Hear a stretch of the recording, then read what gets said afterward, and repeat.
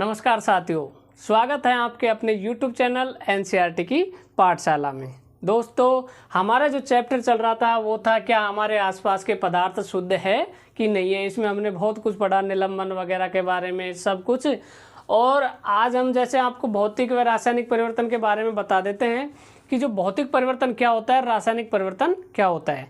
जैसे बर्फ़ है, बर्फ़ अगर पिघल कर, बर्फ़ क्या हो रही है, बर्फ़ अगर पिघल कर जल बन रहा है और जल गर्म करने पर क्या बन जाता है, वाष्प बन जाता है। और वाष्प को अगर वापस से ठंडा किया जाता है तो क्या बन जाती है, वापस बर्फ़ बन जाती है। तो इसे तो कहते हैं भौतिक परिवर्तन। इसे क्या कहते हैं, भौतिक परिवर्तन। यानी कि जो भौतिक परिवर्तन होता है वो अवस्थाओं में परिवर्तन होता है, यानी कि उसमें रासायनिक गुणों में कोई चेंज नहीं होता। पानी पहले भी पानी था, बर्फ़ पानी था, जल बना तब भी पानी था, और वाष्प थी तब भी उसमें क्या था, पानी ही था। लेकिन रासायनिक परिवर्तन क्या होते हैं, अगर रासायनिक परिवर्तन में एक बार चेंज हो गया केमिकल रिएक्शन तो वो वापस से चेंज नहीं होगी। जैसे मान लो दूध का अगर दही बन गया तो वापस दही का दूध नहीं बन सकता। क्या होगा, वापस दही का दूध नहीं बन सकता। ये है आपकी कौन सी, रासायनिक परिवर्तन। ये कौन सा परिवर्तन हो जाता है, आपके रासायनिक परिवर्तन। यानी कि भौतिक परिवर्तन में तो क्या होता है, वापस से चेंज हो जाता है, लेकिन रासायनिक परिवर्तन में दोबारा चेंज नहीं होता। तो ये थे आपके भौतिक परिवर्तन और रासायनिक परिवर्तन के बारे में। अब हम पढ़ेंगे तत्व के बारे में कि तत्व क्या है, तत्व क्या है और तत्व कितने प्रकार का होता है। जो तत्व होता है वो आपके 3 प्रकार का होता है। पहला धातु, दूसरा अधातु, तीसरा होता है उपधातु। के बारे में कौन कौन से होते हैं, धातु जो आपके 3 प्रकार की, पहला हो गया आपके धातु, उसके बाद में आपके हो गया उपधातु यानी कि अधातु, और उसके बाद में हो गया उपधातु। तो हम देख लेते हैं तत्व के, पहले तत्व की परिभाषा। तत्व की परिभाषा दे तो हम कह सकते हैं कि तत्व क्या है, तत्व पदार्थ का वह मूल रूप है, तत्व पदार्थ का वह मूल रूप है, तत्व पदार्थ का वह मूल रूप है जिसे रासायनिक प्रतिक्रियाओं रासायनिक प्रतिक्रिया द्वारा अन्य सरल पदार्थों में विभाजित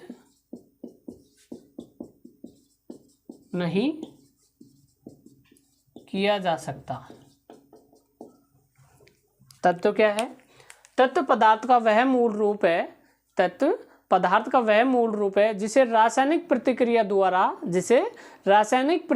द्वारा पदार्थों में विभाजित नहीं किया जा सकता। यानी कि अन्य सरल पदार्थों में क्या नहीं किया जा सकता, विभाजित नहीं किया जा सकता। ये क्या कहलाता है, आपके तत्व कहलाता है। अब तत्व कितने प्रकार के होते हैं, तत्व 3 प्रकार के होते हैं। पहला तो होता है धातु,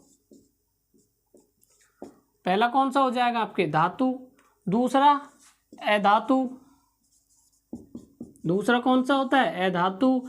तीसरा हो जाएगा आपके उपधातु, तीसरा कौन सा हो जाएगा, उपधातु हो जाएगा। तो हम क्या पढ़ेंगे, पहले पढ़ते हैं अपन क्या, धातु के बारे में। क्या पढ़ते हैं अपन, धातुओं के बारे में।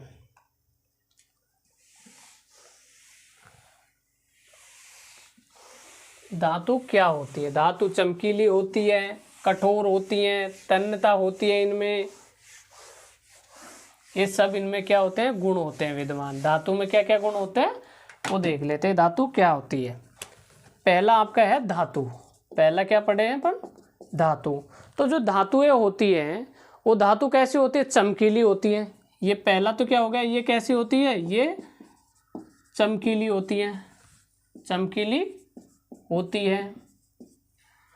दूसरी जो धातु होती है ये क्या होती है, ये मतलब विद्युत की क्या होती है, सुचालक होती है। क्या होती है, ये विद्युत की सुचालक होती है। तीसरा लिख सकते हैं धातुओं में क्या होती है, तन्यता होती है। धातुओं में तन्यता होती है। इनसे हम पतली चादर भी बना सकते हैं, है ना। इन्हें पीट पीट कर पतली चादर बनाए जा सकती है। उसके बाद में आपके चौथा नंबर पर आती है कि ये क्या होती है, इनमें प्रतिध्वनि भी होती है। ये आपके प्रतिध्वनि पूर्ण, क्या कह सकते हैं हम, प्रतिध्वनि पूर्ण होती हैं। क्या होती हैं, प्रतिध्वनि पूर्ण होती है। और ये किसकी, विद्युत की सुचालक भी होती है, ताप की भी सुचालक होती है, यानी कि ऊष्मा। ये किसकी भी होती है, ताप की भी सुचालक होती है।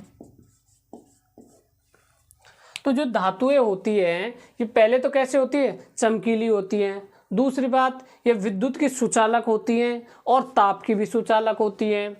और धातुओं में तन्यता होती है और ये प्रतिध्वनि पूर्ण होती है। अब ये देखो किस प्रकार, यानी कि ये चमकीली होती है, यानी कि जो धातु होती है वो कैसे होती है, चमकीली होती है। सबसे पहली जो खासियत होती है इनकी, ये कैसी होती है, चमकीली। जैसे चांदी जो आपके चमकीली होती है, आपने देखो कोई भी जो धातु दिखेगी आपको, वो सब कैसी होती है, उनमें चमक होती है हल्की सी। कैसे होती है, चमक होती है। सबसे पहली खासियत तो क्या होगी उनकी, उनमें चमक होगी। दूसरी, विद्युत के सुचालक होगी, यानी कि उनमें क्या होगा, इलेक्ट्रिसिटी प्रवाह हो सकती है, उनमें करंट आ सकता है। जैसे आप लोहा वगैरह को, चांदी को, किसी को भी तांबे वगैरह को, इनको आप अगर करंट, जैसे मान लो कहीं पावर पॉइंट पे आप टच करते हो और उसको आप पकड़ लो, तो क्या इसमें इलेक्ट्रिसिटी आ जाएगी, जरूर आएगी। तो ये कैसे होते हैं, सुचालक होते हैं इलेक्ट्रिसिटी के। तीसरा होता है कि जो आपके इसमें ऊष्मा के सुचालक होते हैं। क्या होता है, इनको जो गर्म करने पर ये क्या होते हैं, इनमें हीट उत्पन्न होने लग जाते हैं, यानी कि ये भी क्या हो जाते हैं, गर्म होने लग जाते हैं। तो ये ऊष्मा के कैसे हैं, सुचालक होते हैं। फिर इसके बाद में आता है इनमें तन्यता होती है। तन्यता का मतलब, जैसे मान लो इनको पीट पीट कर चादर बनाई जा सकती है। जैसे मान लो लोहा है, लोहा को हम पीट पीट कर कोई भी आकार दे सकते हैं, पतली चादर भी बना सकते हैं, कुछ और भी आकार दे सकते हैं। तो इनमें क्या होती है, इनमें तन्यता होती है। उसके बाद में इनमें क्या होती है, प्रतिध्वनि पूर्ण होती है, यानी कि प्रतिध्वनि होती है। इसमें क्या होगा, अपन इनको जैसे आपस में, जैसे कोई भी आपने दो धातुएं ली, उनको आपस में ऐसे भिड़ाया, तो उसमें क्या होगी, एक ध्वनि उत्पन्न होगी। क्या होगी, उनमें एक ध्वनि उत्पन्न होगी। तो वो क्या कहलाती हैं, वो आपकी क्या कहलाएंगी, धातु कहलाएंगी। एग्जाम्पल के लिए जैसे मान लो सोना है, सोना, सोने वाला सोना नहीं, नींद वाला सोना नहीं, ये सोना, गोल्ड सोना है। उसके बाद में चांदी हुई आपकी, महंगी महंगी चीज़ें आ रही हैं, लोहा। उसके बाद में क्या लिख सकते हैं, लोहा लिख सकते हैं। उसके बाद में क्या लिख सकते हैं, सोडियम। उसके बाद क्या लिख सकते हैं, सोडियम, पारा। अब देखो जो ये पारा है ना आपके, ये धातुएं क्या होती है, ठोस होती है। ये भी आप लिख लो, एक धातुएं कैसी होती है, धातुएं ठोस होती हैं, ठोस होती है। लेकिन देखो आप पारा है, पारा को आप देखते हो तो टेम्परेचर, जो आपका नॉर्मल जो टेम्परेचर होता है घर का, उसमें जो पारा होता है ना, वो लिक्विड फॉर्म में होता है। क्या होता है, लिक्विड फॉर्म में होता है। तो ये क्या है, एक अपवाद है, अगर अपवाद कह सकते हैं इसे अपन। जैसे अगर ये ठोस की जो अवस्था देखें, यानी कि धातुएं कैसे होती है, ठोस होती है, लेकिन यहाँ पे ये क्या है, एक अपवाद है। पारा ठोस नहीं होता है, ये कैसा होता है, लिक्विड अवस्था में पाया जाता है। लेकिन फिर भी क्या है, ये एक धातु है। क्या है, एक धातु है। ये तो हो गई आपकी धातुएं, ये तो क्या हो गई आपकी धातुएं। धातुओं की सबसे खासियत, ठोस होती है, चमकीली होती है, विद्युत की सुचालक होती है और ताप की सुचालक होती है। धातुओं में तन्यता होती है। क्या होती है, तन्यता होती है। उसके बाद प्रतिध्वनि पूर्ण होते हैं। ये क्या से होते हैं, प्रतिध्वनि पूर्ण होते हैं। धातुओं में क्या क्या है, जैसे सोना, चांदी, लोहा, सोडियम, उसके बाद पारा, ये सब क्या है, एक धातुएं हैं। ये सब क्या है, धातुएं हैं। उसके बाद में आ जाती हैं आपके अधातु। उसके बाद में क्या आ जाती हैं आपके अधातु। अब जो आपके अधातु में क्या क्या आ सकता है कि ये उल्टा होगा, इसका अधातु में क्या होगा, उल्टा। ये विद्युत के कैसे होते हैं, विद्युत के कुचालक होंगे।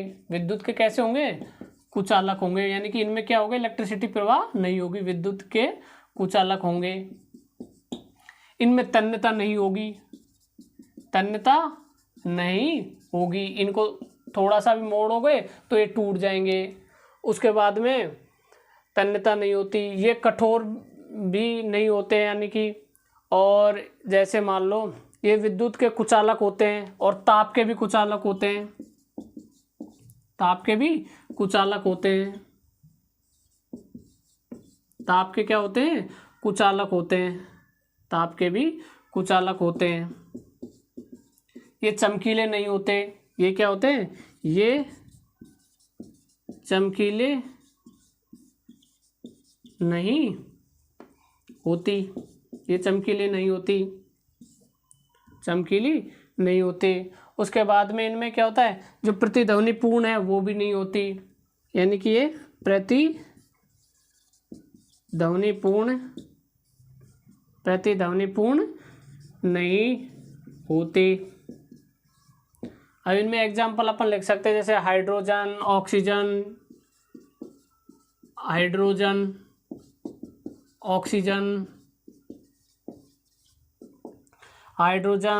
ऑक्सीजन, आयोडीन,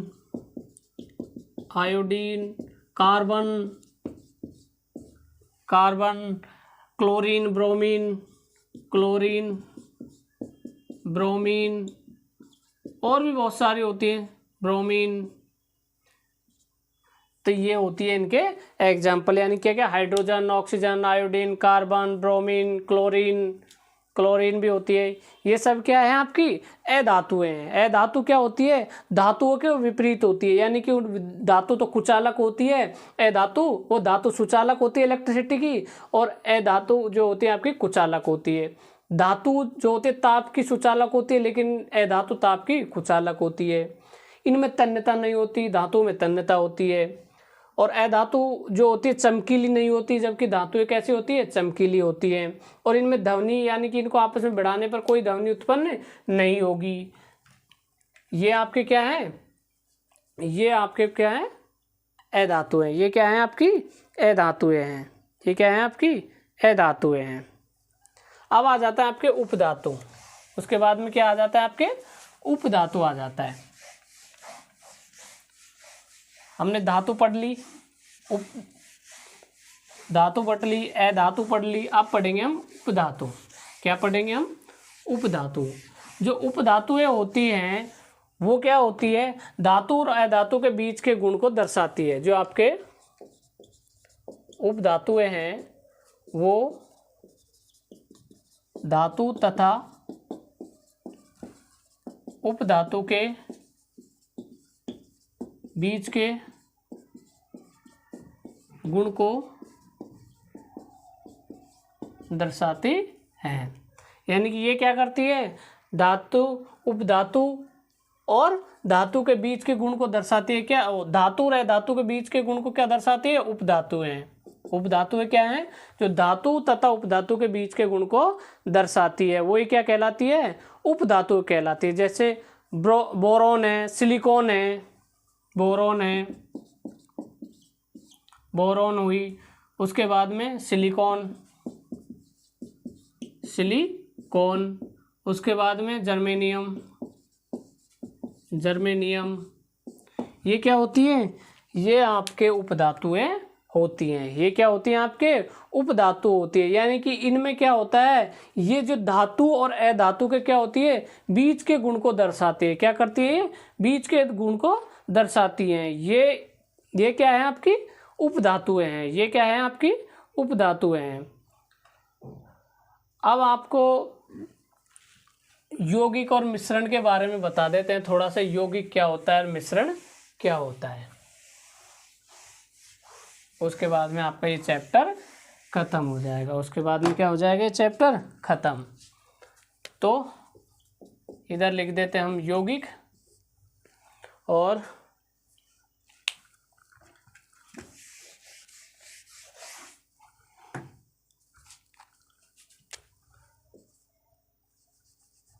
मिश्रण और यौगिक। तो पहले मिश्रण लिख लेते हैं, चलो मिश्रण, और इधर लिख देते हैं यौगिक। हम इनमें क्या करते हैं, अंतर देखते हैं क्या क्या है, यौगिक कैसे हैं और मिश्रण क्या है। तो जो आपके यौगिक हैं, ये क्या होता है, यौगिक केवल मिश्रण बनाने के लिए मिलते हैं। यौगिक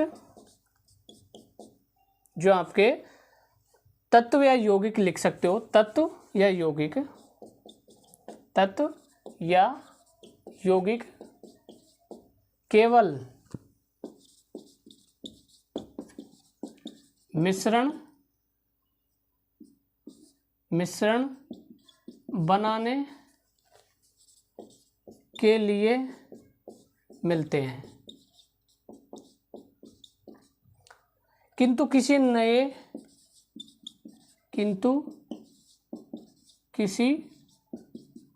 नए यौगिक का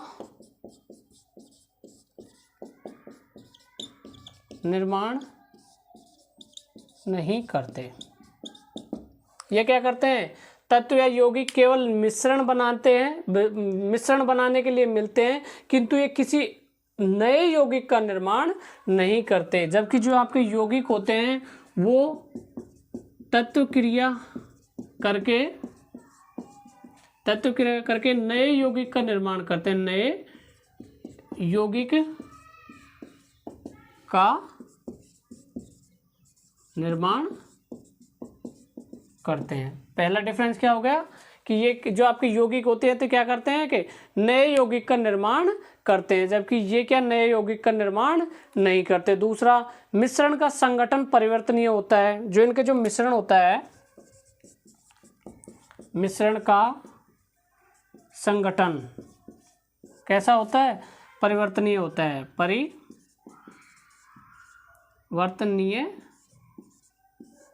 होता है। कैसा होता है? परिवर्तनीय होता है। जबकि नए जो पदार्थ हैं, इसमें क्या होगा? जो नए पदार्थ हैं के जो गुणधर्म है, नए पदार्थ के गुणधर्म जो पूरी तरह कैसे होंगे? पूरी तरह भिन्न होंगे। कैसे होंगे? पूरी तरह भिन्न होंगे। इसमें जो बनने वाला जो नया पदार्थ जो बनेगा उसके जो गुणधर्म होंगे वो कैसे होंगे? पूरी तरह भिन्न होंगे। उसके बाद में आप ले लेते हो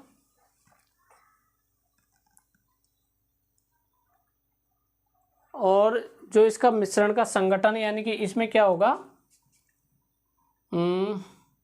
जो नए पदार्थ हैं, नए पदार्थ का संगठन, नए पदार्थ का संगठन सदैव कैसा रहेगा? स्थायी रहेगा। कैसा रहेगा? स्थायी रहेगा। इसमें कैसा रह रहा था? परिवर्तनीय रहता। मतलब मिश्रण का जो संगठन कैसा था? इसमें परिवर्तनीय था, इसमें परिवर्तन हो सकता है, लेकिन इसमें कैसा रहेगा? ये स्थायी रहेगा हमेशा। कैसा रहेगा? स्थायी रहेगा। मिश्रण में उपस्थित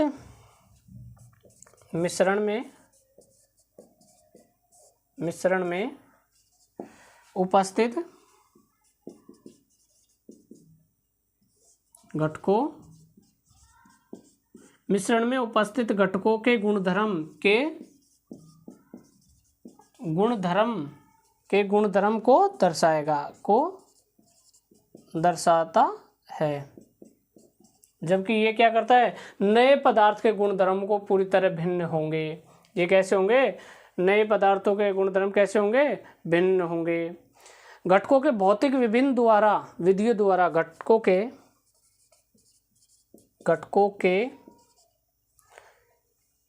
घटकों को भौतिक विधियों द्वारा सुगमता से पृथक किया जा सकता है। यानी कि इन्हें क्या किया जा सकता है? आसानी से अलग किया जा सकता है, पृथक किया जा सकता है। जबकि इनको क्या है? घटकों को केवल रासायनिक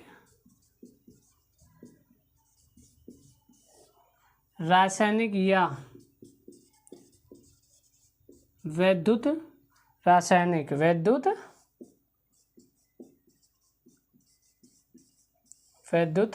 रासायनिक प्रतिक्रिया द्वारा